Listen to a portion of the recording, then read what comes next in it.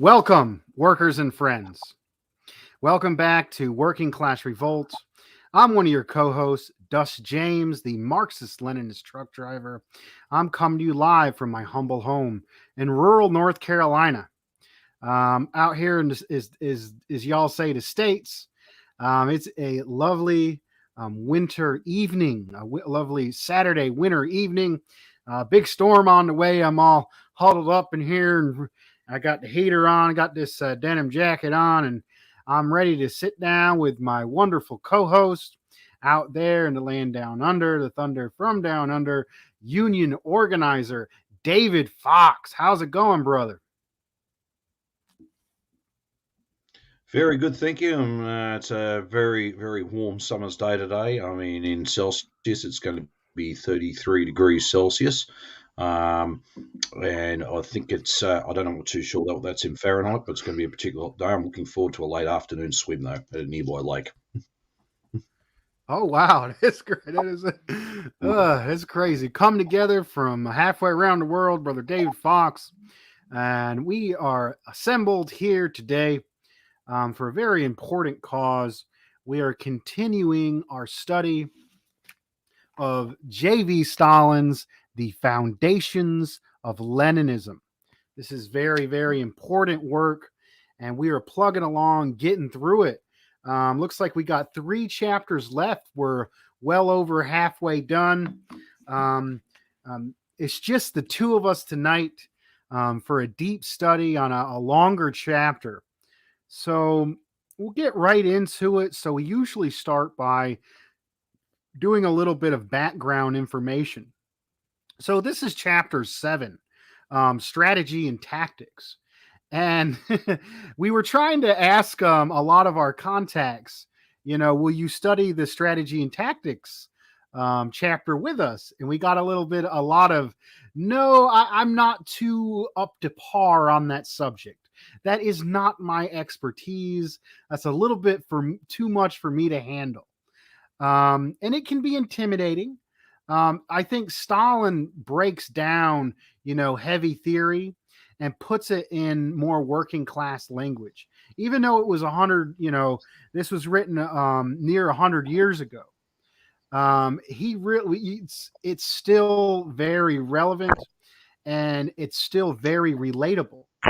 We're still in the era of imperialism, and even though the conditions have intensified, further monopolization, those contradictions which they first discovered, Lenin, are only becoming more profound today. And this specific chapter of strategy and tactics really comes down to what scientific socialism is all about. Scientific socialism is not a religion. Scientific socialism is not a sect where the great hoaxa is the embodiment of the immortal science of Marxism, Leninism, the only true continuation of Marx and Lenin. That's not how it works. That's right. Scientific socialism is a tool. Scientific socialism is a tool to understand the world, to help the people engage, the mass of the people engage in politics, to push history forward and improve their conditions. And it's not, a lot of what you see on the internet, on the left book or what you have you in the Twitter books or the left Twitter, what have you, is people morally posturing. This is a lot of what anarchism is. Anarchism is the system is evil. Those people are evil. The war is evil. But I am the good anarchist. I don't consume meat products because of what it does to those poor innocent animals. Like coming from a class position of those who can afford to eat 3 times organic for better sourced vegetables and whatnot in the petty bourgeois moralistic class. This isn't what scientific socialism is. It is about us understanding the world, putting in the struggle, doing things that we might not want to do, to help our communities, to improve the conditions of the working class, to build power, and to navigate the reality that is our world. Hopefully, that's a good enough introduction. A little bit of talk on this, and nobody did that better than Stalin, who Yeah. was the leader of the Soviet Union, um, who understood what Lenin, how Lenin carried forth Marxism to better understand the era of imperialism, and led the first large scale socialist state, and then had great success by industrializing at unprecedented levels, the mechanization of agriculture, the vast improvement in the people's lives, the Hmm. inspiration around the world to the oppressed peoples. China stood up not too long after the Soviet Revolution. African Americans in the South, where I'm from, who were fleeing the horrible lynchings and racist conditions and horrible economic conditions of the Great Depression, went to visit the Soviet Union when it was expanding and there was more opportunities and excitement about the future. The exact That's right. opposite of what we see today and the core of a decaying empire. Hmm. I went on for a little bit there for the introduction. That's- Brother Fox, any Well, introductory remarks before we start reading the piece? Go ahead. yeah, look, I read this some time back.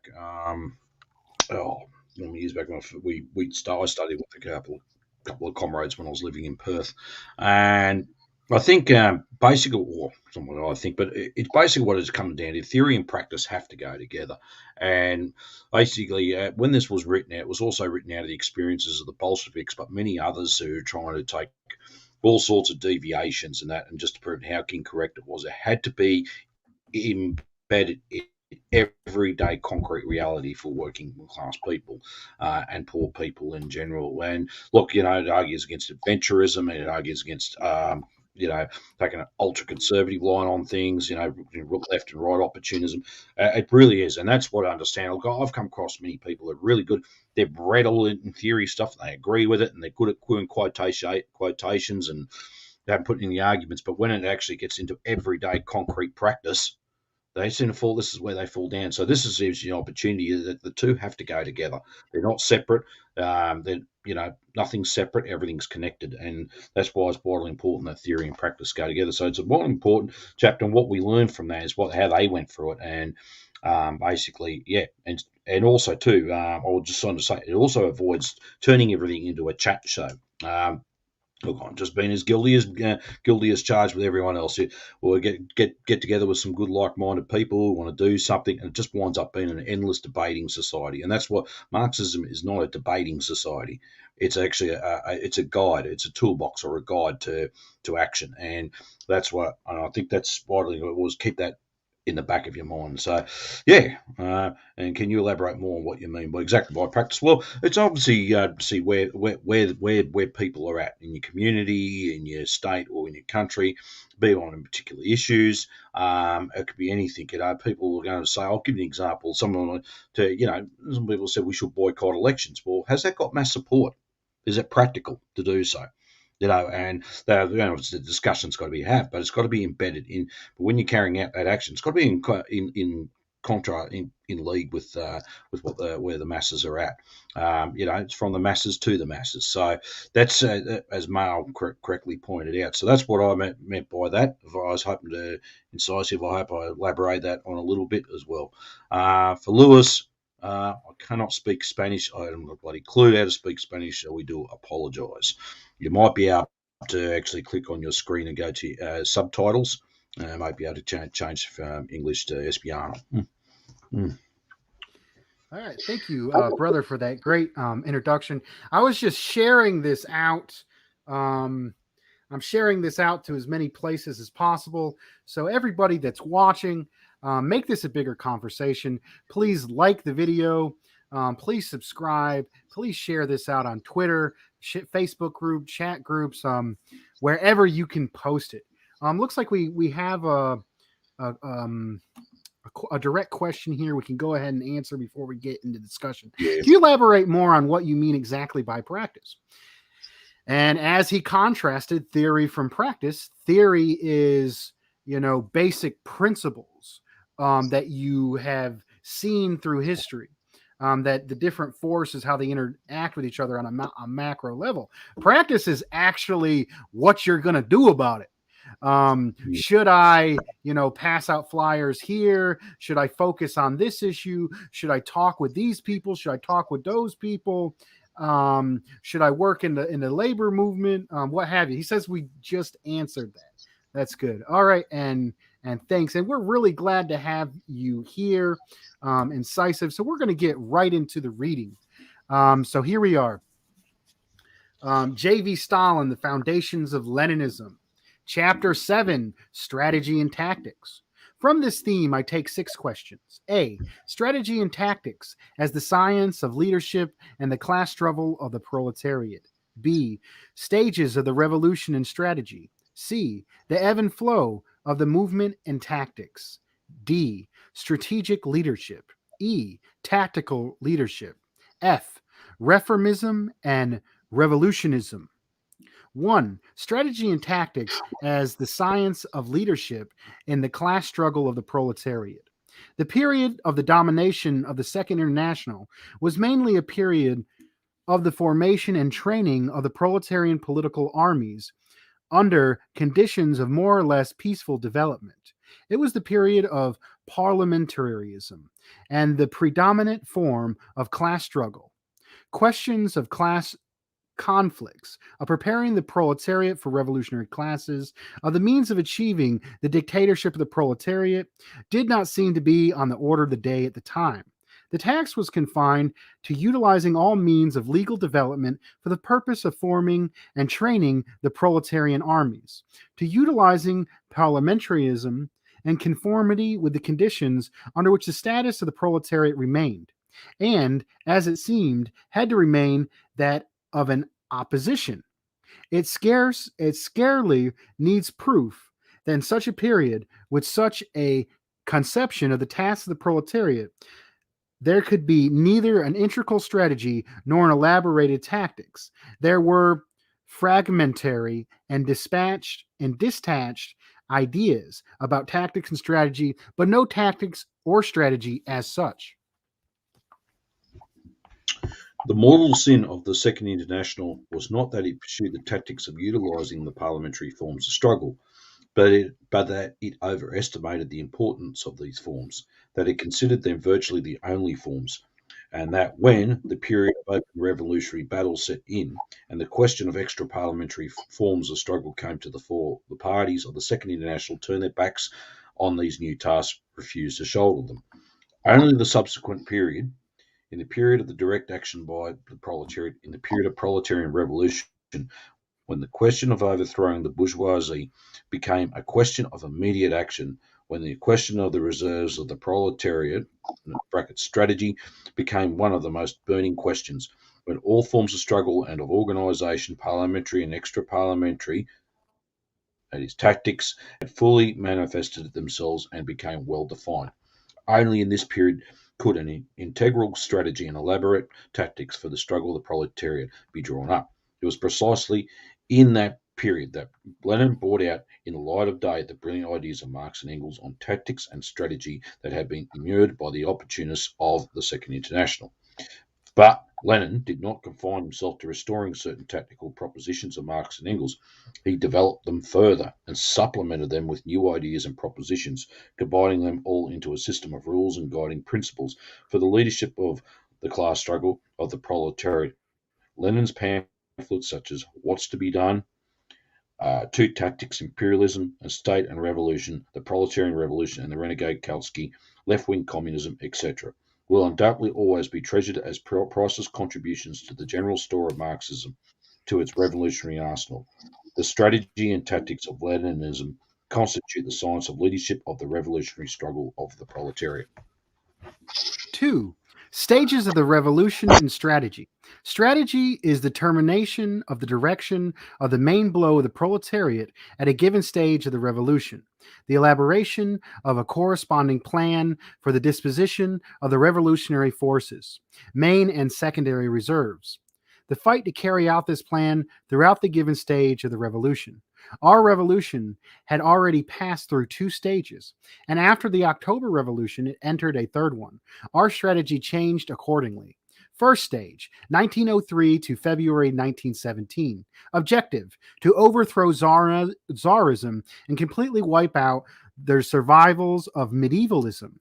The main force of the revolution, the proletariat. Immediate reserves, the peasantry.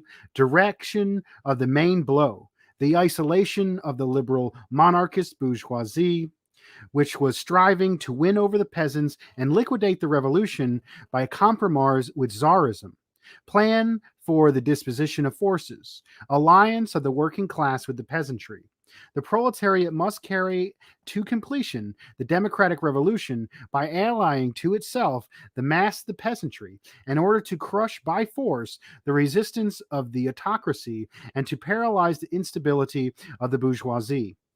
Second stage, March 1917 to October 1917. Objective, to overthrow imperialism in Russia and to withdraw from the imperialist war. The main force of the revolution, the proletariat. Immediate reserves, the poor peasantry. The proletariat of neighboring countries as probable reserves. The protracted war and the crisis of imperialism as a favorable factor. Direction of the main blow. Isolation of the petty bourgeois Democrats, Mensheviks, and socialist revolutionaries who were striving to win over the toiling masses of the peasantry and to put an end to the revolution by compromise with imperialism. Plan for disposition of forces, alliance of the proletariat with the poor peasantry. The proletariat must accomplish the socialist revolution by allying to itself the mass of the semi-proletarian elements of the population in order to crush by force the resistance of the bourgeoisie and to paralyze the instability of the peasantry and the petty bourgeoisie. Third stage, commenced after the October Revolution.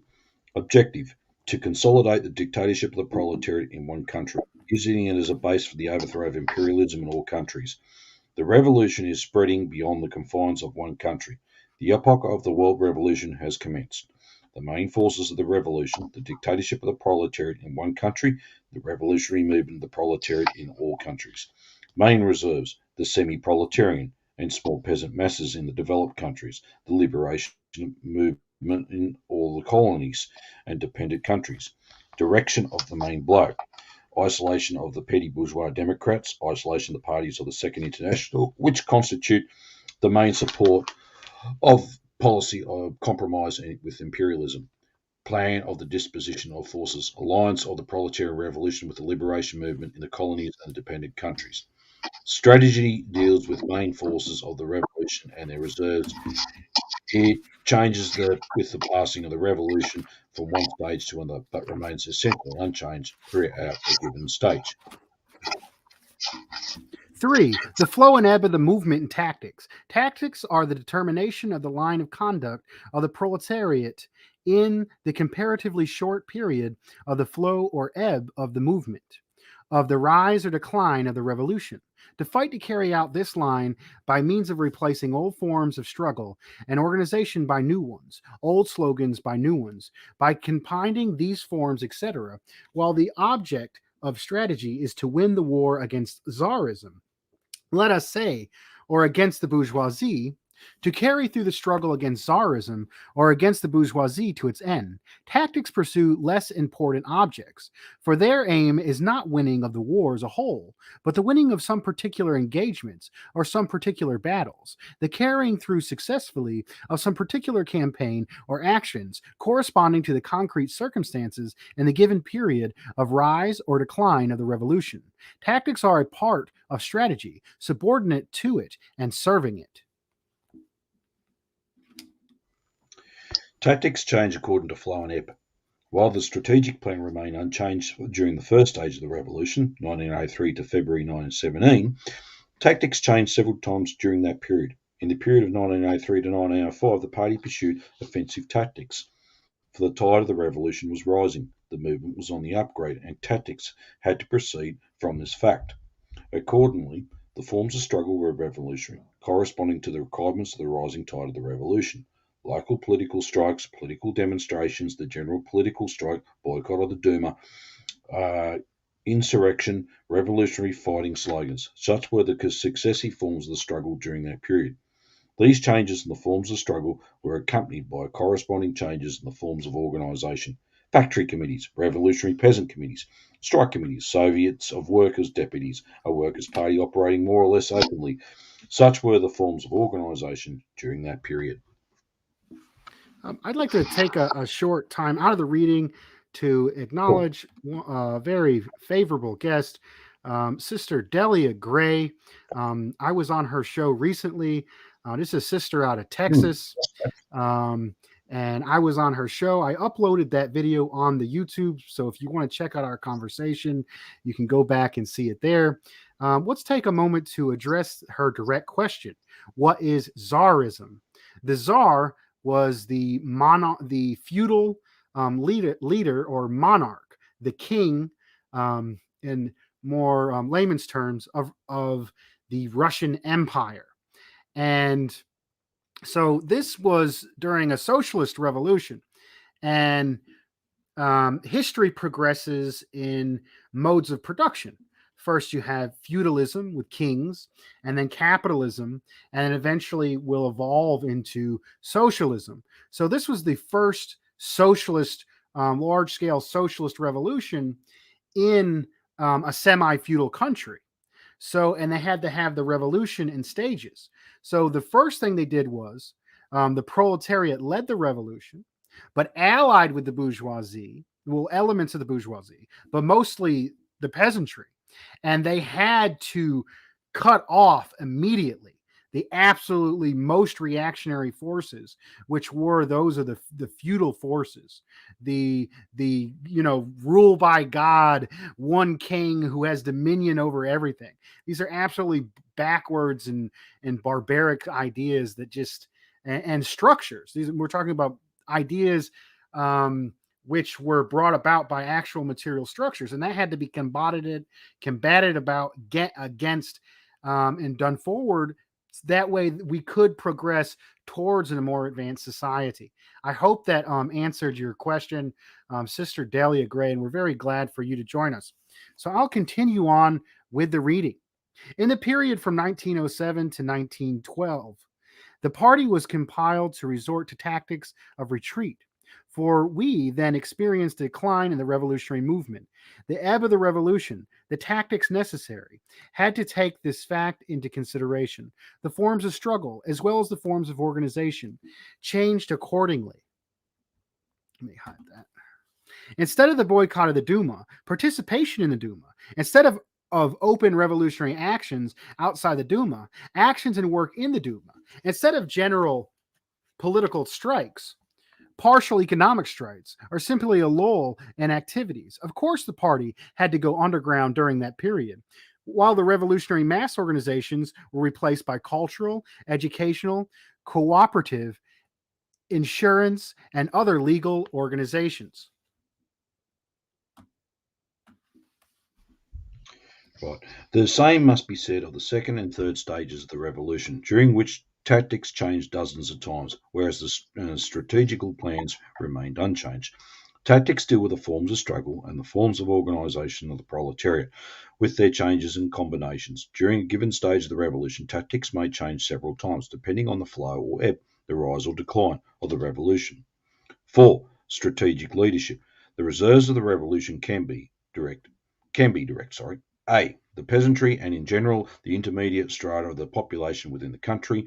B. The proletariat of the neighbouring countries. C. The revolutionary movement in the colonies and dependent countries.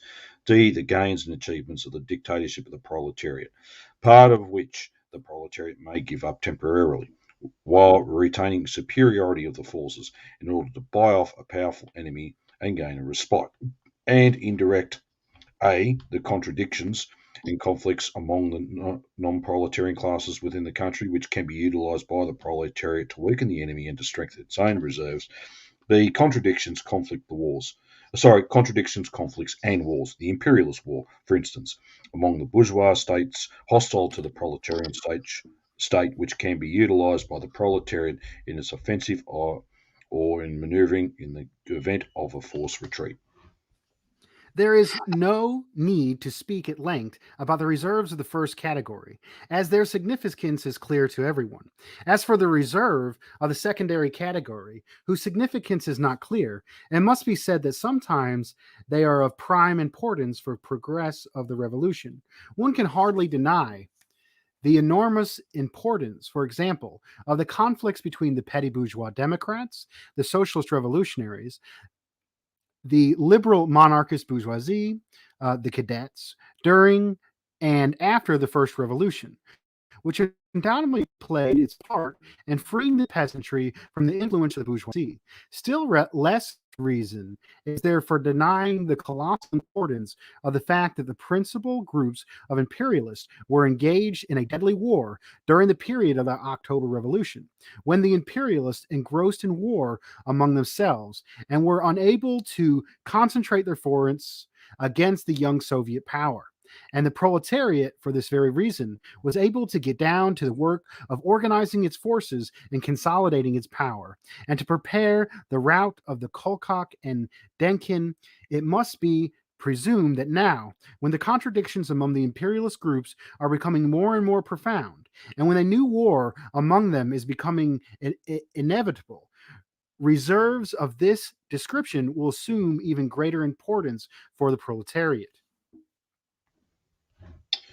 The task of the strategic leadership is to make proper use of all these reserves for the achievement of the main objective of the revolution at the given stage of its development. What does making proper use of reserves mean? It means fulfilling certain necessary contradictions, of which the following must be regarded as the principal ones. First, the concentration of the main forces of the revolution at the enemy's most vulnerable spot at the decisive moment, when the revolution has already become ripe, when the offensive is going full steam ahead, when insurrection is knocking at the door, and when bringing the reserves up to the vanguard is the decisive condition of success. The party's strategy during the period from April to October 1917 well illustrates this manner of utilising reserves. Undoubtedly, the enemy's most vulnerable spot at the time was the war.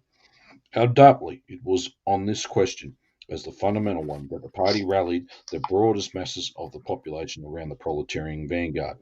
The party's strategy during this period was, while training the vanguard for street action by means of manifestations and demonstrations, to bring the reserves up to the vanguard through the medium of the Soviets in the rear and the soldiers' committees at the front.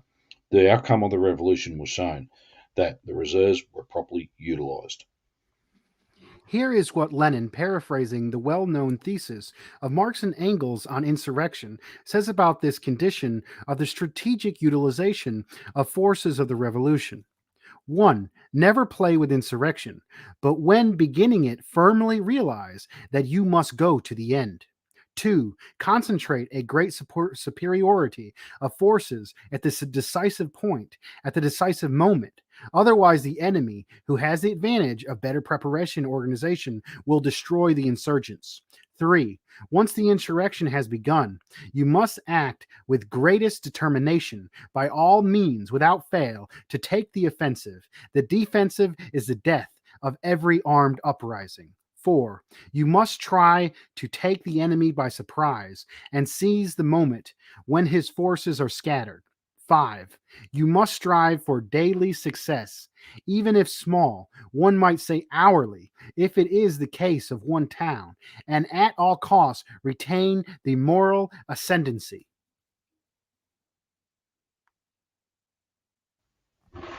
Second, the selection of the moment for the decisive blow, of the moment for starting the insurrection, so timed as to coincide with the moment when the crisis has reached its climax, when it is fully apparent that the vanguard is prepared to fight to the end, the reserves are prepared to support the vanguard, and maximum consternation reigns in the ranks of the enemy.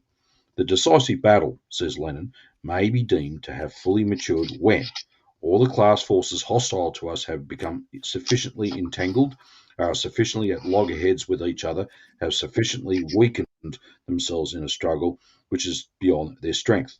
When all of us vacillating, wavering, unstable, intermediate elements, the petty bourgeoisie and the petty bourgeois democrats, as distinct from the bourgeoisie, have sufficiently exposed themselves in the eyes of the people, has sufficiently disgraced themselves through their practical bankruptcies, when among the proletariat a mass sentiment in favour of supporting the most determined, supremely bold revolutionary action against the bourgeoisie has risen and begun vigorously to grow.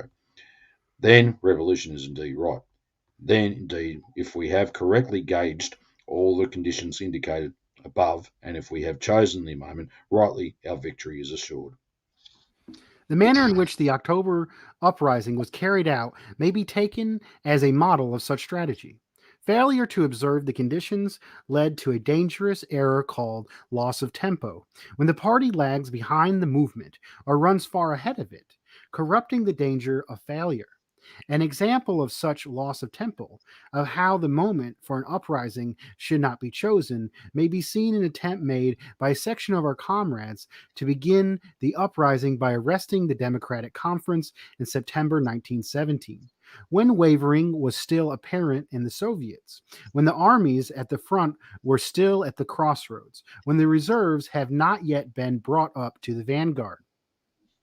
Third, undeviating pursuit of the course adopted, no matter what difficulties and complications are encountered on the road towards the goal. This is necessary in order that the vanguard may not lose sight of the main goal of the struggle, and that the masses may not stray from the road while marching towards that goal, and striving to rally around the vanguard. Failure to observe this condition leads to a grave error, well known to sailors as losing the course.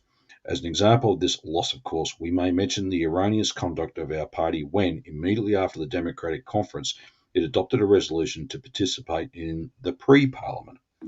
For the moment, the party, as it were, forgot that the pre Parliament was an attempt of the bourgeoisie to switch the country from the path of the Soviets to the path of bourgeois parliamentarianism, that the party's participation in such a body might result in mixing up all the cards and confusing the workers and peasants, who were waging a revolutionary struggle under the slogan, All Power to the Soviets. This mistake was rectified by the withdrawal of the Bolsheviks from the pre Parliament. Fourthly, maneuvering the reserves with a view to effecting a proper retreat when the enemy is strong, when retreat is inevitable, when to accept battle forced upon us by the enemy is obviously disadvantageous, when with the given relation of forces, retreat becomes the only way to escape a blow against the vanguard and to retain the reserves for the latter. The revolutionary parties, says Lenin, must complete the education. They have learned to attack. Now they have to realize that this knowledge must be supplemented with the knowledge of how to retreat, and properly. They have to realize that the revolutionary class is taught to realize it is by its own bitter experience that victory is impossible unless they have learned both how to attack and how to retreat. Sorry, how to attack and how to retreat properly. The object of this tragedy is to gain time, to demoralize the enemy, and to accumulate forces in order later to assume the offensive.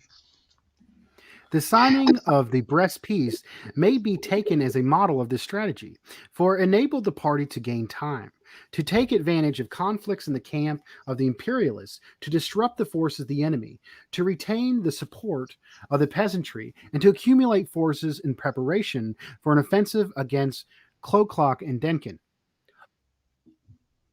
Oh, okay. In concluding a separate piece, said Lenin at the time, we free ourselves as much as possible at the present moment when both hostile imperialist groups we take advantage of their mutual enmity and warfare, which hamper concerted action on their part against us, and for the certain period have our hands free to advance and to consolidate the socialist revolution. Now, even the biggest fool, said Lenin, 3 years after the Litov peace, can see that the Brest peace was a concession that strengthened us and broke up the forces of international imperialism. Such are the principal contradictions with which ensure correct strategic leadership. 5. Tactical leadership. Tactical leadership is part of strategic leadership, the subordinated to the tasks and the requirements of the latter. The task of tactical leadership is to master all forms of struggle and organization of the proletariat and to ensure that they're used properly so as to achieve, with the given relations of forces, the maximum results necessary to prepare for strategic success. What is meant by making proper use of the forms of struggle and organisation of the proletariat? It means fulfilling certain necessary conditions, of which the following must be regarded as the principal ones. First, put in the forefront precisely those forms of struggle and organisation which are best suited to the conditions prevailing during the flow or ebb of the movement at a given moment, and which therefore can facilitate and ensure the bringing of the masses to the revolutionary positions, the bringing of the millions to the revolutionary front, and a disposition at the revolutionary front. The point here is not that the vanguard should realize the impossibility of preserving the old regime and the inevitability of its overthrow. The point is that the masses, the millions, should understand this inevitability and display their readiness to support the vanguard.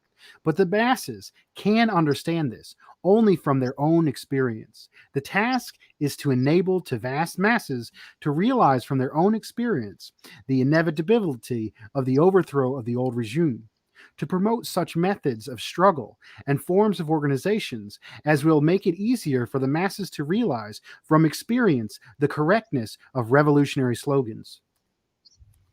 The vanguard would have become detached from the working class, and the working class would have lost contact with the masses if the party had not decided at the time to participate in the Duma. If it had not decided to concentrate its forces on work in the Duma and to base the struggle on this work in order to make it easier for the masses to realise from their own experience the futility of the Duma, the falsity of the promises of the constitutional democrats, the impossibility of compromise with Tsarism, and the inevitability of an alliance between the peasantry and the working class. Had the masses not gained their experience during the period of Duma, the exposure to the constitutional democrats and the hegemony of the proletariat would have been impossible.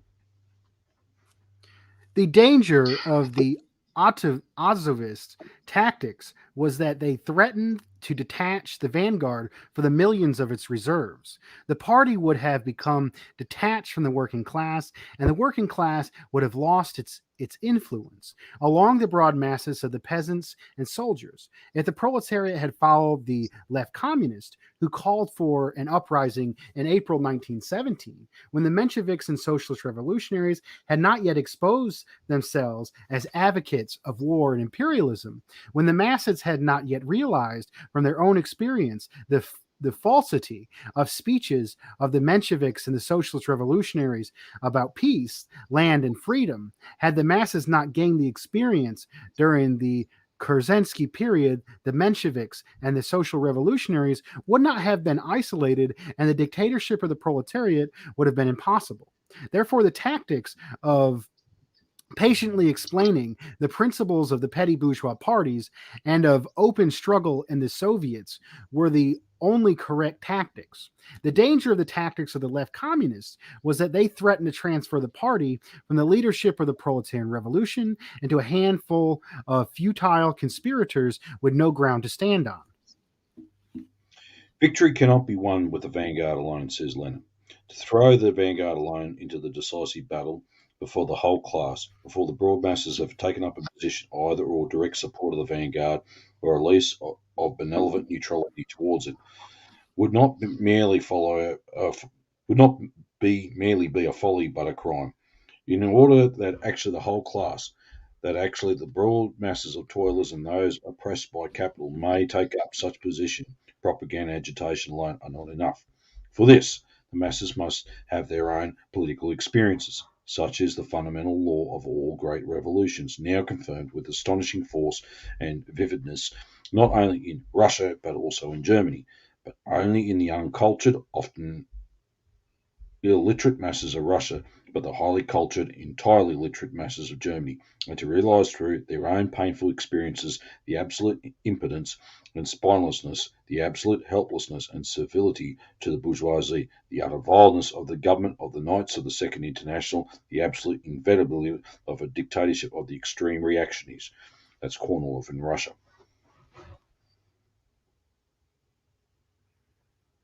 Okay. Hang on, sorry. I'll still continue. As the only alternative to the dictatorship, the prolet, in order to turn them resolutely towards communism. Secondly, to locate at any given moment the particular link in the chain of processes which, if grasped, will enable us to keep hold of the whole chain and prepare the conditions for achieving strategic success. The point here is to single out from all tasks confronting the party the particular immediate task, the fulfillment of which constitutes the central point, and the accomplishment of which ensures the successful fulfillment of other immediate tasks. The importance of this thesis may be illustrated by two examples, one of which could be taken from the remote past, the period of the formation of the party, and other from the immediate present, the period of the NEP. In the period of the formation of the party, when the innumerable circles and organisations had not yet been linked together, when amateurishness and the parochial outlook of the circles were creating the party from top to bottom, then when ideological confusion was a characteristic feature in the internal life of the party, the main link and the main task in the chain of links and in the chain of tasks then confronting the party proved to be the establishment of an all Russian legal newspaper. Why? Because only by means of an all Russian legal newspaper was it possible, under the conditions then prevailing, to create a solid nucleus of a party, one capable of linking up the innumerable circles and organisations into a single organisation, to prepare the conditions for ideological and tactical unity, and thus to lay the foundations for the formation of a real party. During the period of transition from war to economic construction, when industry was vegetating in the grip of distribution and agriculture was suffering from a shortage of ermine manufactured goods, when the establishment of bond between state industry and peasant economy became the fundamental contradiction for success social construction, in the period it turned out that the main link in the chain of processes, the main task among a number of tasks, was to develop trade. Why? Because under the conditions of the NEP, the bond between industrial and peasant economies cannot be established except through trade.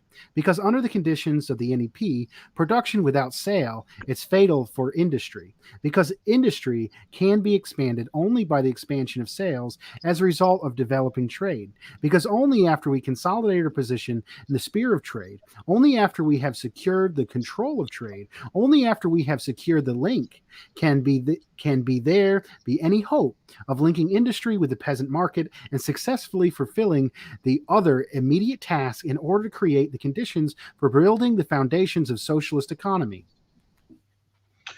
It is not enough to be a revolutionary and an adherent of socialism or a communist in general, says Lenin.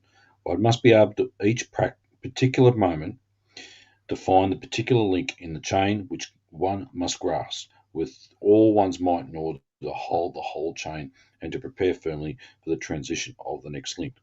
At the present time, this link is the revival of internal trade under proper state regulation, direction.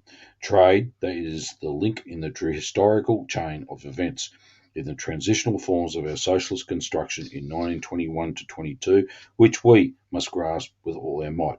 These are the principal conditions which ensure correct tactical leadership. 6. Reformism and revolutionism. What is what is the difference between revolutionary tactics and reformist tactics? Some think that Leninism is opposed to reforms, opposed to compromises and to agreements in general. This is absolutely wrong. Most Bolsheviks know as well as anybody else that in a certain sense every little helps. That under certain conditions, reforms in general and compromises and agreements in particular are necessary and useful.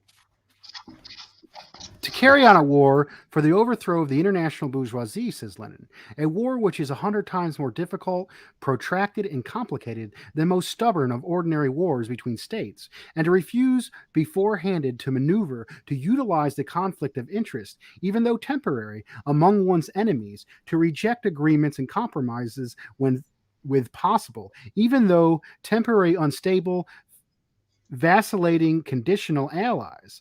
In not this ridiculous in the extreme? Is it not as though, when making a difficult ascent of an unexplored and hitherto inaccessible mountain, we were to refuse beforehand ever to move in zigzags or to retrace our steps, even to abandon the course once selected and try others? Obviously, therefore, it is not a matter of reforms or of compromise and agreements, but of the use people make of reforms and agreements. Sorry, I just lost my tack there for a sec. To a Agreements. reformist, reforms are everything, while revolutionary work is something incidental, something just to talk about, mere eyewash. That is why, with reformist tactics, under the conditions of the bourgeois rule, reforms are inevitability transformed into an instrument for strengthening that rule, an instrument for disintegrating the revolution. No, right, okay, okay. It was mine's a little bit different here. Sorry, I apologise about that. I'll just continue on from this one. This is the position in regards to reforms and agreements uh, under imperialism. The situation changes somewhat. However, after the overthrow of imperialism What? under the I'm a little dictatorship, hold. yeah, My continuation is to a revolutionary. On the contrary, the main thing is revolutionary work. oh, okay. Okay. Sorry, the audience and yourself, because I've got an older book. They must have changed, yeah, something. Okay, I'll start from there. I do apologise. Yeah, to a revolutionary, on the contrary, the main thing is revolutionary work and not reforms. To him, reforms are byproducts of the revolution. That is why the revolutionary tactics under the bourgeois regime reforms are naturally transformed into instruments for disintegrating this regime into instruments for strengthening the revolution into a base for the further development of the revolutionary movement. The revolutionary will accept a reform in order to use it as an aid in combining legal work with illegal work to intensify under its cover the illegal work of the revolutionary preparation of the masses for the overthrow of the bourgeoisie. This is what making revolutionary use of reforms and agreements under the conditions of imperialism means. The reformists, on the contrary, will accept reforms in order to renounce all illegal work, to thwart the preparation of the masses for the revolution, and to rest in the shade of bestowed reforms. This is what reformist tactics means. This is the position in regard to reforms and agreements under imperialism. Now, The situation changed somewhat, however, after the overthrow of imperialism. Under the dictatorship of the proletariat, under certain conditions and a certain situation, the proletarian power may find itself compelled temporarily to leave the path of the revolutionary construction of the existing order of things and to take the path of its gradual transformation. The reformist path, as Lenin says, is his well known article, The Importance of Gold. The path of flanking movements, of reforms in consciousness to the non proletarian classes, in order to disintegrate these classes, to give the revolution to respite, to recuperate one's forces and prepare the conditions for a new offensive. It cannot be denied that, in a sense, this is a reformist path, but it must be borne in mind that there is a fundamental distinction here, which consists in the fact that in this case, the reform emanates from the proletarian power. It strengthens the proletarian power. It procures for its necessary respite. Its purpose is to disintegrate not the revolution, but the non proletarian classes. under such conditions, to reform is thus transformed into its opposite. The proletarian power is able to adopt such a policy only because the sweep of the revolution in the preceding period was broad enough and therefore provided a sufficiently wide expanse within which to retreat, substituting for offensive tactics the tactics of temporary retreat, the tactics of flanking movements. Thus, while formerly under the bourgeois regime, reforms were a byproduct of revolution, Now, under the dictatorship of the proletariat, the source of reforms is the revolutionary gains of the proletariat, the reserves accumulated in the hands of the proletariat and consisting of these gains. Only Marxism, says Lenin, has precisely and correctly defined the relation of reforms to revolution. However, Marx was able to see this relation only from one aspect, namely, under the conditions preceding the first to any extent permanent and lasting victory of the proletariat, if only in a single country. Under those conditions, the basis of the proper relations was reforms are a byproduct of the revolutionary class struggle of the proletariat. After the victory of the proletariat, if only in a single country, something new enters into the relation between reforms and revolutions. In principle, it is the same as before, but a change in the form takes place, which Marx himself could not foresee, but which can be appreciated only on the basis of philosophy and politics of Marxism. After the victory, while still remains a byproduct of an international scale, they, i.e., reforms, are, in addition, for the country in which victory has been achieved, a necessary and legitimate respite in those cases when, after the utmost exter- Exertion.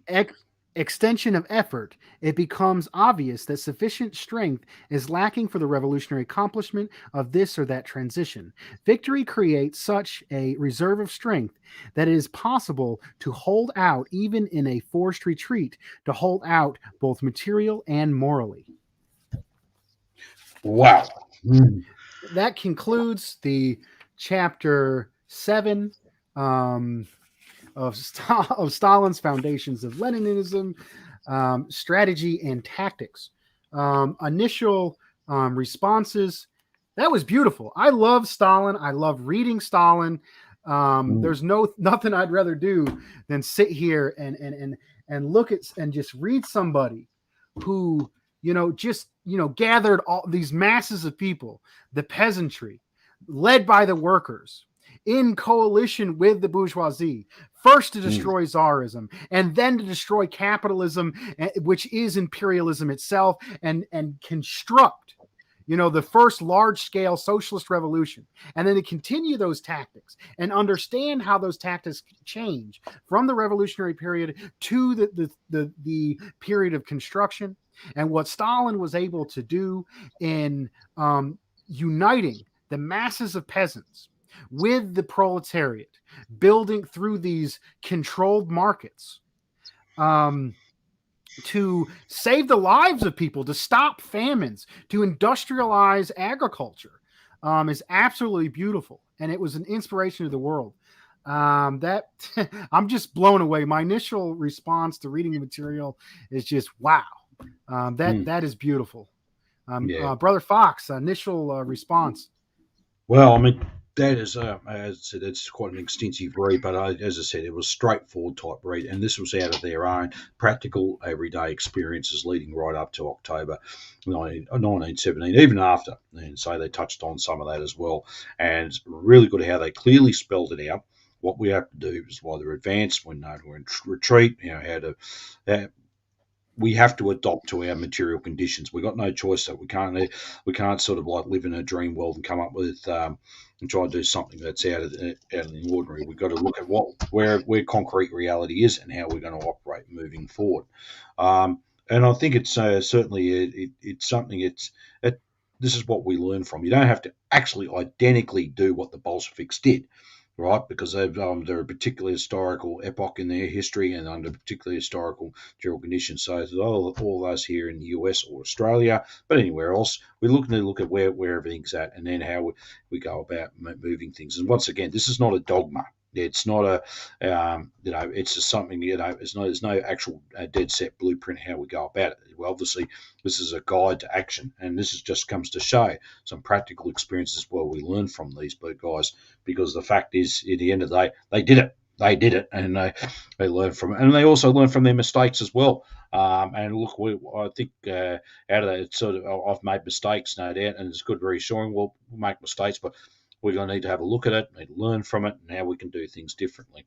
So, yeah, I'm actually blown away by the whole thing. I love Stalin's work. It's straightforward. It's for the ordinary day working class people to understand. There was a question that I saw in here. Okay. Here's a good one. What is the best use of our time? I guess education, increasing our numbers. I don't. I saw it earlier. Like, what? How do we apply this to science today? Was essentially the question that I was looking for, that I can't find, but I can definitely easily apply it. So in Stalin's time, in the Bolshevik Revolution, the time period before that was the Second International, which was because of the relatively advancing capitalist system. The workers were able to increase their conditions by the legal means through reformism and through unions.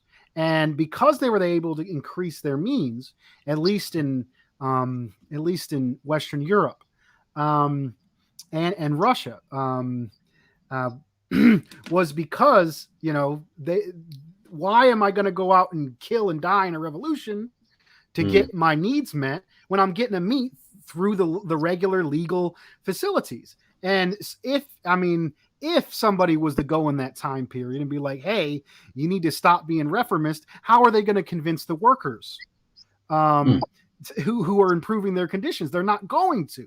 So in Russia, where they had the intensified contradictions at the peripheral of Western imperialism, if you read in the beginning, where they had the most intense contradictions of feudalism and imperialism and oppression of workers simultaneously.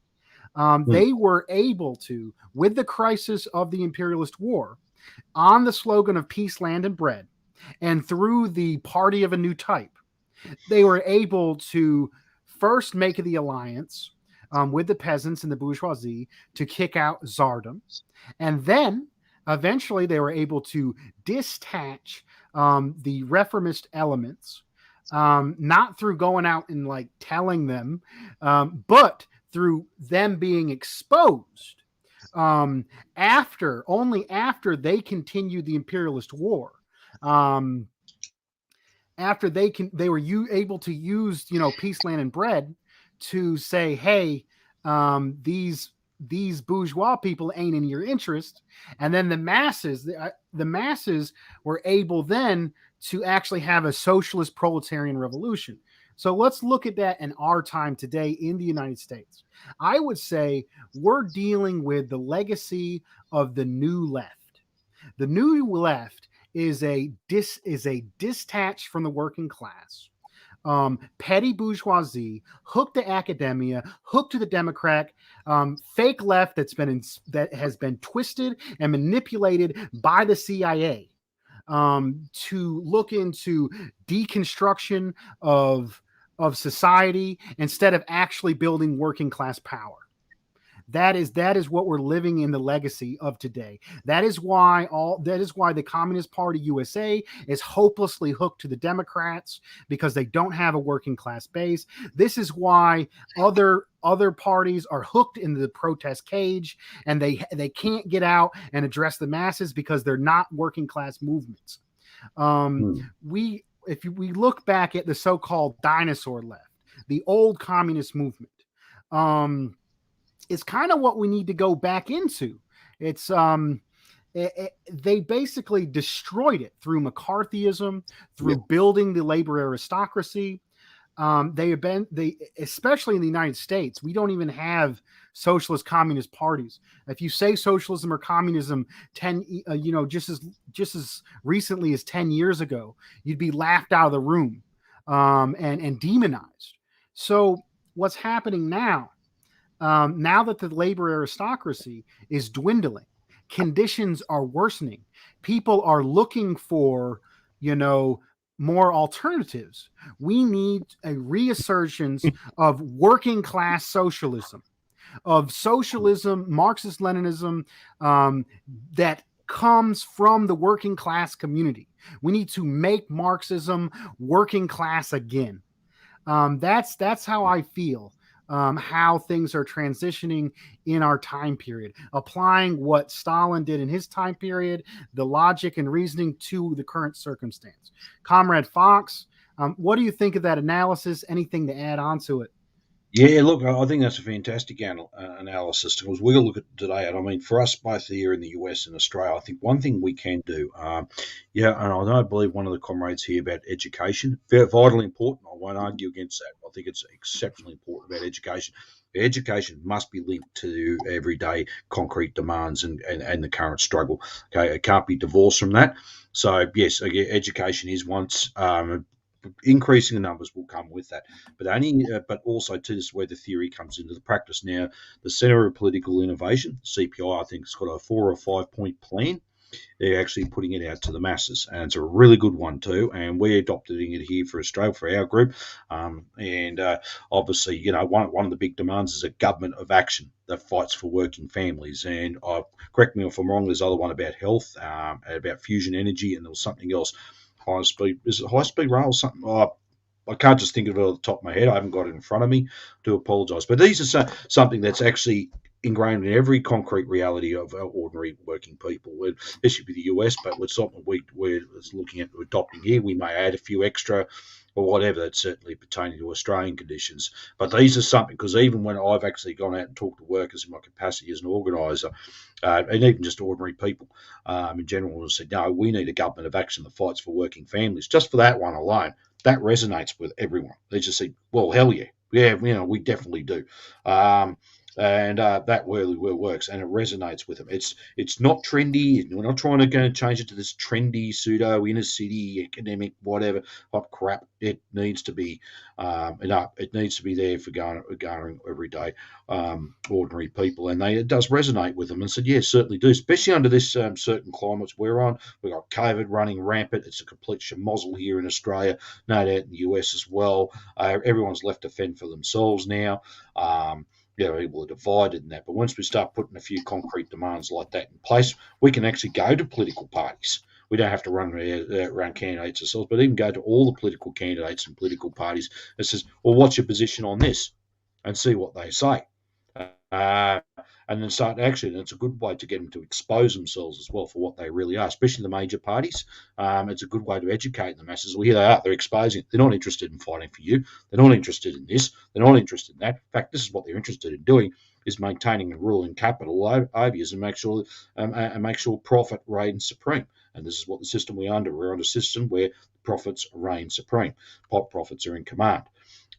So yeah, I think it's that's a start. I mean, to shoot off hunt, we have a revolution tomorrow. Look, that's not scientific. We will, it's certain part we will, and it depends on how course of history builds up. Things are going to come and flow and ebb. Things will sometimes have to withdraw a bit. And times we have to advance. It's going to depend, but it's also to a learning curve because it's interesting. And this is my swipe at a lot of left groups out there that they're going on saying about China and all the rest of them saying, oh, it's not real socialism, this and that. Well, so have they ever led a revolution? Have they ever led a revolution? No. That's as simple as that. Pronto, no, they do not know how to do it either. They're in a very incorrect position. And I love it how they go, oh, we're the party of the proletariat. Well, no, they're not. Wrong. As well. They've got no mass base at all. So sorry, I'm just having a little swap there, but I get very angry at them at times when they often do these adventurous things without consulting with anyone. They think they're the ants pants of the world and all that.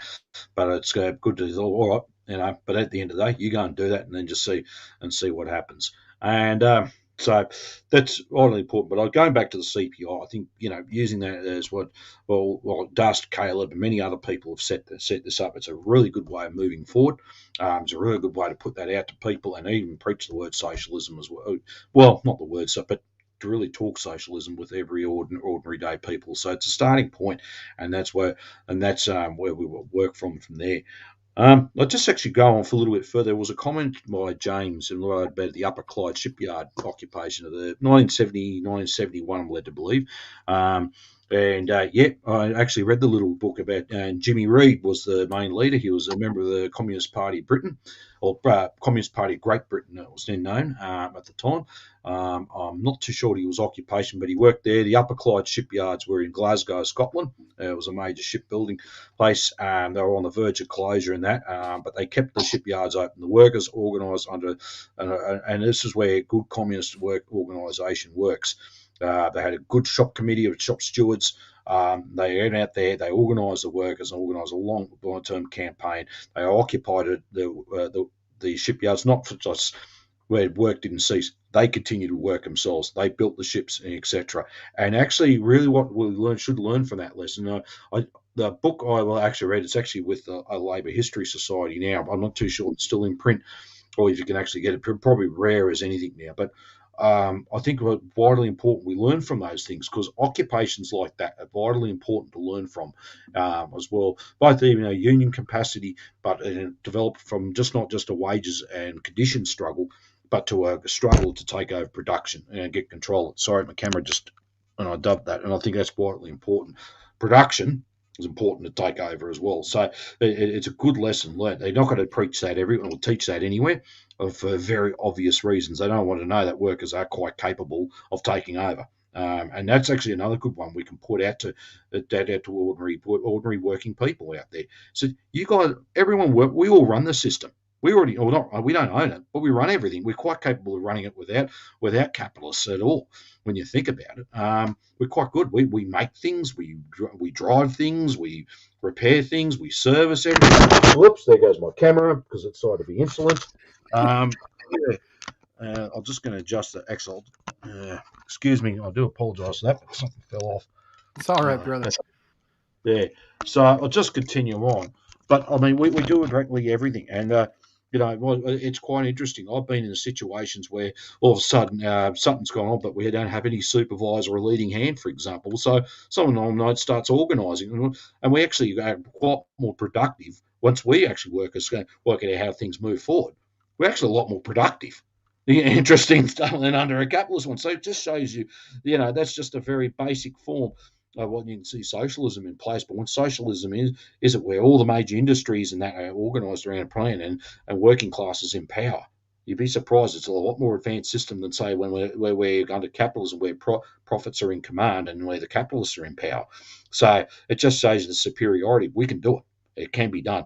And that Upper Clyde shipyard occupation of the early 1970s in Scotland, the United Kingdom, led by Jimmy Reid and Communist Party of Great Britain, is an important point in history. Very good one to learn. And look, thanks, James, for bringing that to our attention. We greatly appreciate that. Right on, brother. So I discussed that was a very great labor example. I love those examples, that come to this theory and strategy and put it into some hardcore tactics. And I think that is a lot of what we need to do. We need to use these immediate struggles. The labor struggle right now. Workers are facing inflation, and they're angry, and they're facing huge cutbacks. And the union leadership, just to maintain its own justification for its own existence, has to do something for the workers. And getting involved in those struggles, those immediate struggles, are great schools for the revolution. That's a way to build the masses. That is a way to build workers' power. But you can't lose sight of the overall vision and then get too entrenched within the tactic of labor organizing, or within the different parties, or even community work itself. You can't get so indensed into that and so attached to that tactic that you lose the overall strategy of eventually, taking over and having a socialist revolution. Maybe not a violent one. We're not pushing for violence, especially given the current conditions where the people aren't up to that, or aren't ready for that yet. We're not adventurous, but we have to have that, at least some kind of a sea change, some kind of a shift, some kind of a breaking point in mind. We need to be working towards that. So I talked about how it's very similar. The so-called New Left, the tactics they used and organizing on the campus in petty bourgeois circles, that worked was necessary during the height of the labor aristocracy, when the masses weren't ready to hear a socialist message. Now that's changing, and now people are, we're facing this inflation, we're facing this COVID. We've gone through three different uh, recessions in my lifetime. Our buying power is wholly diminished. Now we got people looking for answers. But who are we organizing, and what are we organizing against? Stalin called it who led it, who are the reserves, and who is the main blow against in our current time period.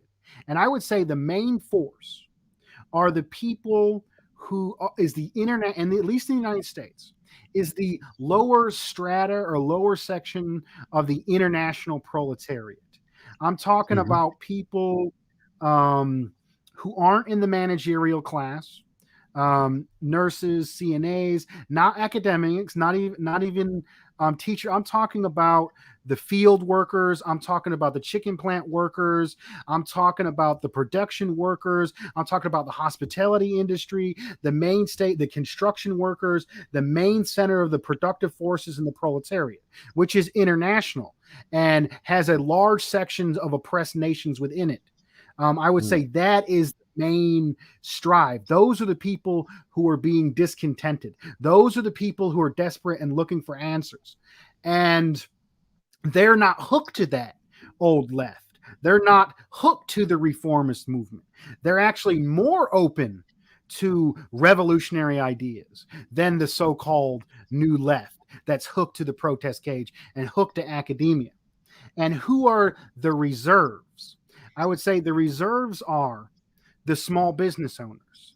The reserves are the managers. The reserves are the middle capitalists. The reserves are the oppressed nations, if the oppressed nations aren't leading it themselves. I know internationally they're leading it, but we're so just coming up on this period of tension. Things are changing so quickly that what we're doing right now is we're focusing on these immediate struggles. We're educating, and we're analyzing the collapse of imperialism as it unfolds around us. Um, so, and what is the main blow? And this is the very important thing that people lose sight of. The protest cage communist parties, the academic left, they don't understand the main blow. They don't understand the main blow because they are aligned with the stronger section of the monopoly capitalists, which is the Democratic Party. They are the stronger, more effective portion of the imperialist duopoly. So, and they're hopelessly hooked to them. It's ridiculous. Who is the main blow? The main blow needs to be against the monopoly capitalist imperialists. That's who it got to be. And if you lose sight of the tactic, and you start to organize within the sheepdog camp, you start organizing as a tactic within the union camp, and then you get hooked in, and you start repeating their propaganda. And a good example of this is the COVID issue. Now, the main portion, the stronger, more effective portion of the imperialist duopoly, the Democrats, has been trying to blame workers for the COVID crisis. What they have hyper focus on masks and vaccines, which are an important part of the strategy. But what do they leave out? They leave out how the imperialist duopoly has been negating and destroying and shutting down the medical infrastructure for decades. Go ahead. For decades, they've been shutting down the medical infrastructure. And also, why don't we have universal health care? Why don't they raise that? And that is a popular demand that the working class itself can make. You don't go to a worker and say, shut up, you need to wear a mask. You're killing people because you're not getting the vaccine. You're not getting a mask. You're like, you are a worker. You are exploited. You are oppressed. You go to the small business person. You're like, the monopolies are putting you out of business. Align with the working class. Align with the workers. Demand universal health care. Demand rebuilding of our medical infrastructure. Do things that actually save lives. Mobilize along the material contradictions of class. That's right. The middle capitalist against the monopoly capitalist, the workers against the capitalist system in general, the oppressed nations against the systemic racism and the systemic infrastructure of national oppression, and form as big a coalition as possible amongst the working class, oppressed nations, and even middle capitalists against the monopoly capitalists, and unite with those who are actually leading the global revolution, which is the anti-imperialist and socialist bloc being led by China and Russia and Syria and the rising pink tide in Latin America, Venezuela, Nicaragua, and so forth. And this is how we got to get. And what people are doing is they're getting lost in the tactic and losing the overall strategy. It's okay to compromise in a tactic. Go back some, move forward some. But if you lose the overall viewpoint of who the enemy is, then you then become manipulated and you become a pawn of the enemy.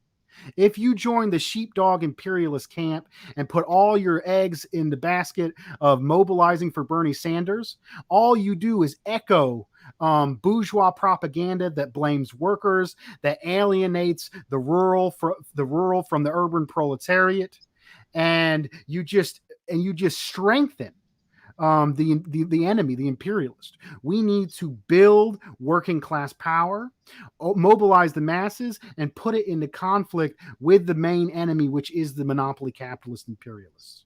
Exactly, exactly. And like further on that, I mean that was a great outline we can do now. I mean we've got to bring everyone together.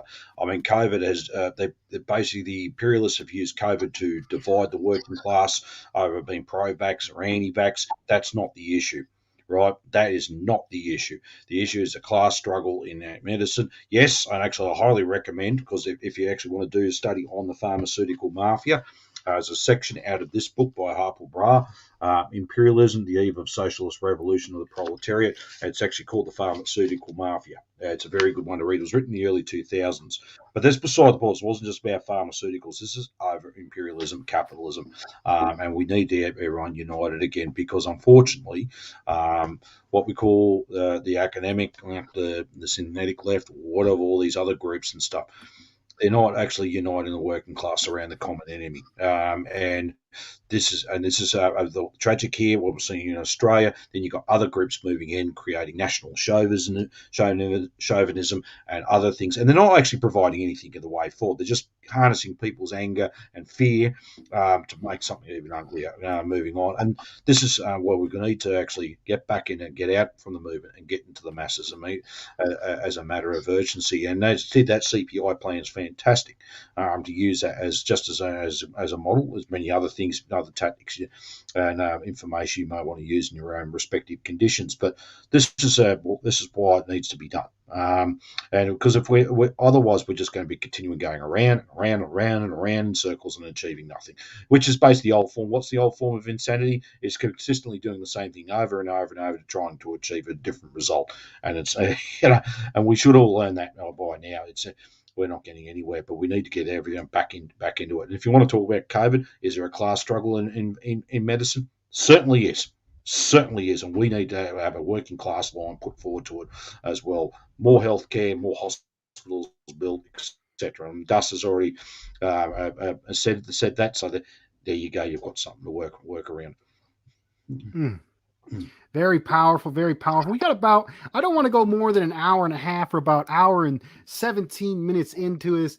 I got what I needed to say out there. Maybe we'll go over some of these these questions. Also, Go ahead, brother.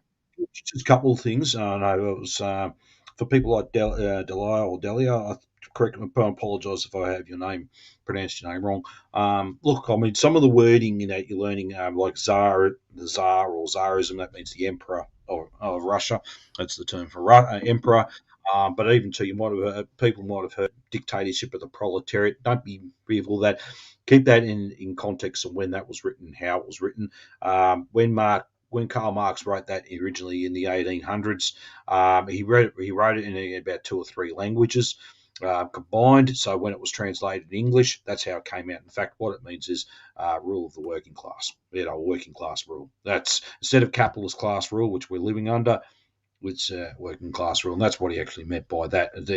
So don't be too alarmed when some people get a little bit alarmed when they see dictator. I just think, what? No, no.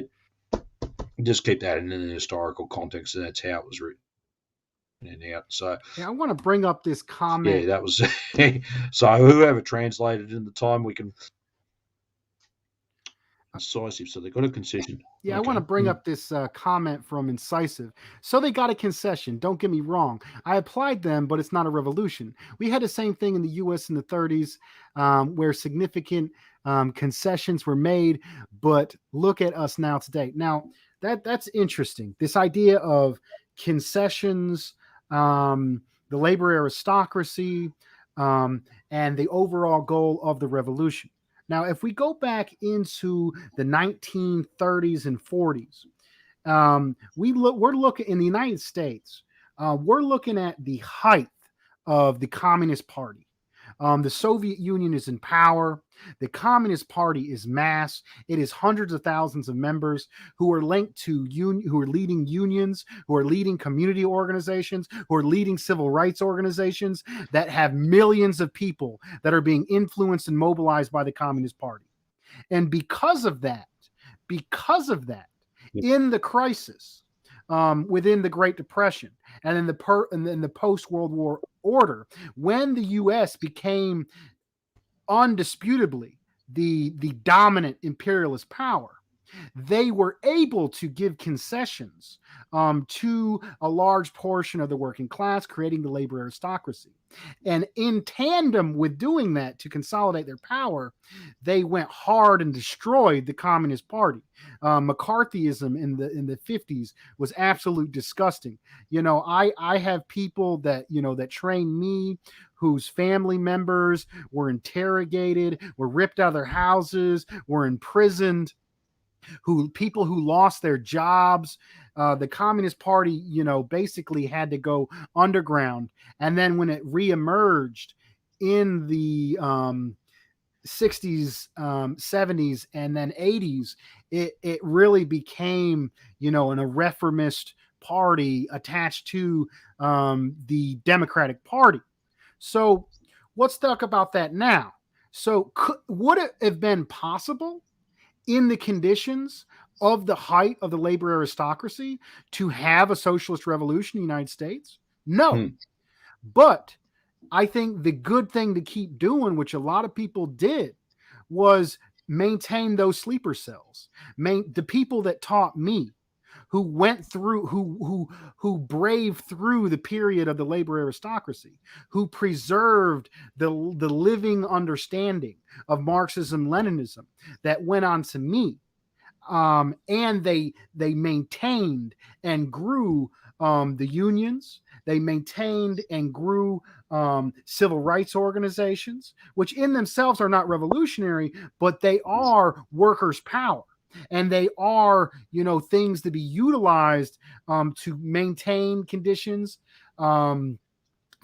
act in defense, as well as train. Now that we're seeing this destruction of the labor aristocracy, and we're seeing worse conditions happening, now the people that, who kept this message alive were able to spread it to a lot more masses. We're able to go deeper and lower in the proletariat. We need to get this into plain working class language, get it as many people as possible. And I really loved how Comrade Fox brought up Center for Political Innovation, CPI. I encourage everyone to go to cpiusa.org. At least folks in the U.S. and people internationally, look up the 4 demands. These 4 demands are today's peace, land, and bread. And they are an economic bill of rights. They are nationalization of the banks, nationalizations of oil and national resources. These are demands that the imperialist system cannot give us, but we can mobilize through, mutual aid networks. We can mobilize through the union fight, civil rights fight, local democracy struggles, and we can, in those, reach the broader masses, use those as training guards for the revolution. It's an exciting time to be around that now. Now, are they going to, once we get mobilized, right now we're in a period of, social revolution before further and building infrastructure necessary for when the collapse that is coming, slowly or fast, we don't know. But are they, once we do mobilize power, are they going to be able to give us concessions this time? And I believe the answer is no. With the decline and the destruction of Western imperialism, imperialism led by U.S. imperialism, with the rise of the socialist, anti-imperialist bloc, China, Russia, etc., they do not have the reserves of people to exploit to maintain their hegemony. And that is why things are falling to pieces here. Because more people are doing business with China. Because more people are doing business with China, that means less money every time a country stands up, throws off the shackles of the imperialist system, does business with the anti-imperialist bloc. That's money coming directly out of the hands of the enemy here, which means they're not going to be able to give those concessions. There is no going back. There is no Trump make America great again. There is no return to the labor aristocracy. Socialism, pushing forward, uniting the working class, building power, building socialism, and uniting with the anti-imperialists is our only way forward. They will not be able to do these concessions again. And we have to seriously look towards socialism as the future. And like for us here in Australia, exactly, Australia is losing its world markets everywhere. Hence why there's all this reaction that's happening here, and we're now such a import-dependent nation. We're on all the rest of the world, and that's why, hence why all this reaction is coming out. The ruling classes here are divided. What the side of basically which side of the fence their bread's buttered on.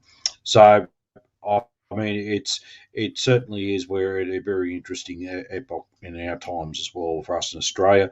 I actually too like to remind once again when we've read through this all strategy and tactics. Remember, we're not, our material conditions are certainly different from what they were in Russia in 1917, and that. I'm just going to post this to the chat. That a reminder that A does not equal A. All right, and times you're going to have to find sometimes to do things a bit differently from others. And I think it's vitally important to keep that in mind. Because people say, well, they did that over here, that particular time. Why can't it work here now? Well, one, that was a particular historic conditions that determined that as well. So, yeah, that's why they did that at that time. So that's just something to keep in mind as well. But I think we came up with some good stuff today. Actually, I just want to mention about union leadership. And Dust said this before. I mean, people got to understand it's not you be the force of the change, right? Union leaderships, most of them will go, or have to go, no choice but to go along with it, or be swept aside. As simple as that.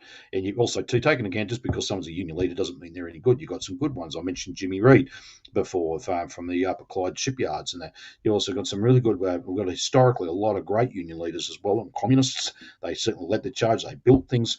They built the union movement the whole lot. In Australia, we've got a rich history of that as well, in contrast to some of them today, and that as well. But that what happens? The pressure's got to be put on from the masses and the force on the ground them to do things at times. And look, get those of you who are working and not in union, I would suggest strongly advise join one and help get unionised in that, because one thing also too is just basic capital. This is just for the basic capitalists, they're scared of organised labour as well. That's why Amazon's spending millions to keep their organisations non-union. There's a simple reason why. They're scared of organised labour. They know full well, and that's a great way of building confidence among workers to advance further and fight further. Instead of being divided and scared, they are now united and from confidence in themselves that they can win. They know how to do it. They've got a way forward to do it. So it's one aspect. Unions are very good. Said unions should be schools of communism, schools of socialism, schools of class struggle. And that's what for those of us who are involved in unions are trying to do, and give those workers the confidence to advance further, not just by win certain wages, conditions, and other concessions out of the capitalist class, but get into their mind it's the system itself, and it gives them the ability to move into a socialist consciousness. Very powerful. I want to go over this comment from the socialist carpenter. Very glad to have fellow working class folks with us. We are city builders, is the name of the CPI educational manual. And I want to take apart this comment here. Jimmy Dore is not going to lead the revolution. I'm thinking the empire will implode before we get the chance to overthrow it. I got to stop you right there, brother, comrade. I got to look at you straight in the eye and said, revolutionary optimism is the duty of every revolutionary. People, great leaders like William Z. Foster, the people in the McCarthy period whose party became outlawed, who were tortured, who lost their careers, who were forced to go underground. They would have killed to have the conditions we do now. We have more material basis for solidarity and for building and spreading of the message of socialism than any time before. There is no other path but optimism. And That's right. The bourgeois wants you to think you are an individual. The bourgeois ideology, the nihilism pushed in the media, the pessimism pushed in the media, this so-called, this holly crap, don't look up bullshit that's trying to teach you there is no solution. There is a solution, and you are the solution, and you can do something about it.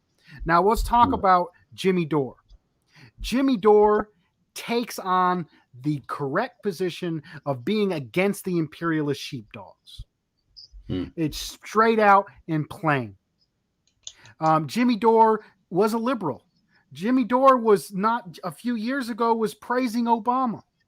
But him, just like thousands and millions of other people, are becoming disillusioned with the society.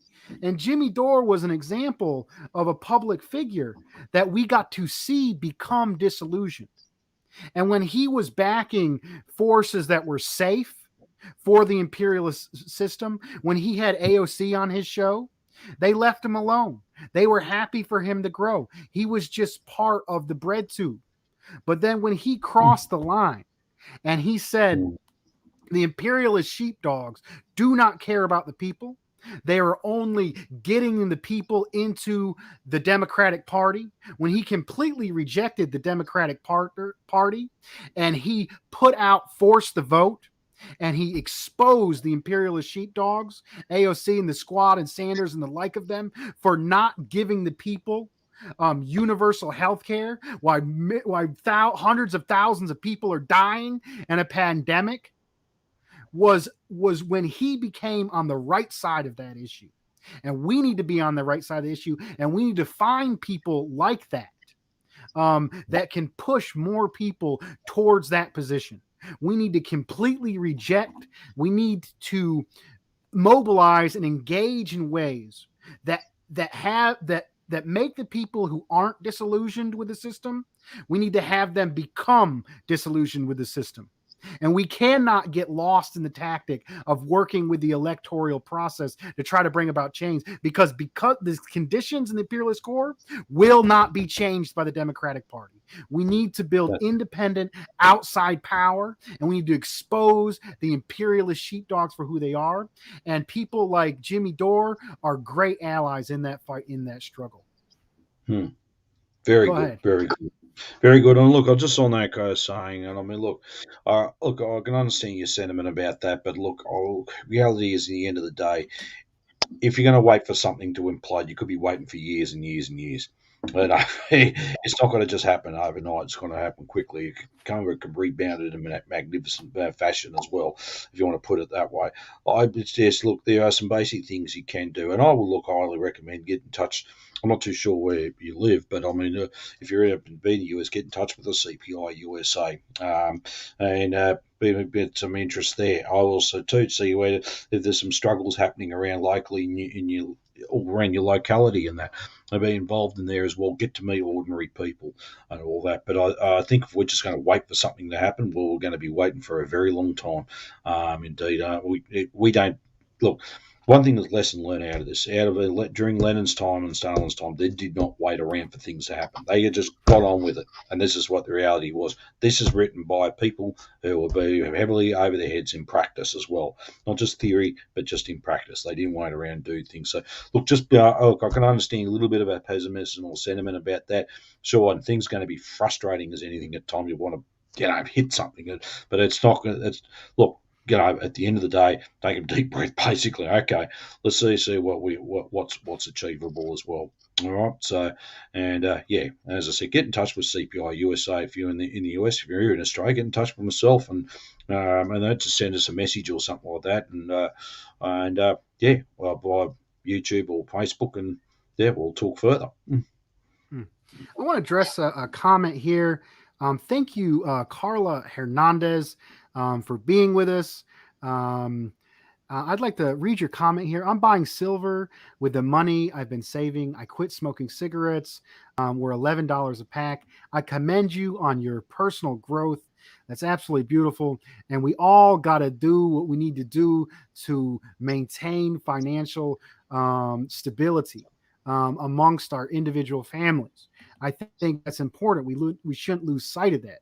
We shouldn't be like the ultra left out here that's like, oh, we don't need that. It's all about love or what have you. Nah, we got real material issues. But the thing is, the imperialist media, specifically the right wing media, wants to make it all about personal responsibility. They want to shift all of the blame off of the rich folks. They call the rich folks, oh, those are good business people. Trump's a businessman. When Trump got $1 million loan from his dad or whatever, we don't get that stuff. Our power isn't gonna come from our own financial responsibility. Our power isn't going to come from some superior knowledge of manipulating the crypto markets. Our power is going to come from the people. We got to get in touch with the people. They have the money, they have the guns. What we have is our labor. What we have is the masses of people that can stop the system, the masses of people that can disrupt and poke holes and expose their rigged election systems and their rigged political and media systems. And do what you got to do financially for yourself, but we got to start talking to our neighbors, building networks, make a list of contacts, engage and support the local union and civil rights struggles. That's my advice to you, sister. And thanks for joining us, Comrade Fox. Yeah, well, look, just on a lighter note, I know we want to finish up certainly, but it cost a packet of cigarettes here now are up over $50 a packet here in Australian dollars, and that's a lot of it's government excise. I mean, yes, they've reduced the population of smoking, but certainly a very expensive addiction and habit. So yeah, it's I gave it up many years ago, and I haven't looked back. Put it that way. I'm glad I put them away. But look, I think it's been a great show tonight. Look, thanks to everyone commenting. Helen, you're quite right. Barbarism or socialism. I think it's the ultimate choice we've got, and I think I think that's what really pretty much lays bare. Well, that is pretty much what we've got. The choice is ours, and I think, well, look, no, I don't want to live through barbarism. I want socialism, and and certainly myself and many other comrades, that's what we want to object. That is our objective, and yeah. But it was a great study tonight, and look, thank you. Right on, brother. Right on. So I'll just, I think we're coming up on our time. We're a little bit over an hour and a half. If I could sum it up right quickly. Given the current conditions, we need to go lower and deeper into the proletariat. We need to make Marxism working class again. I want you to start a YouTube show. I want you to start writing articles. I want you to form a study group of the Center for Political Study Guide Manual. We are city builders. Thank you so much. As always, raise your fist, brother. Dare to struggle. Dare to struggle. Dare to win. Dare to win. All power to the people. All power to the people. Thank you. Right on. Thank you.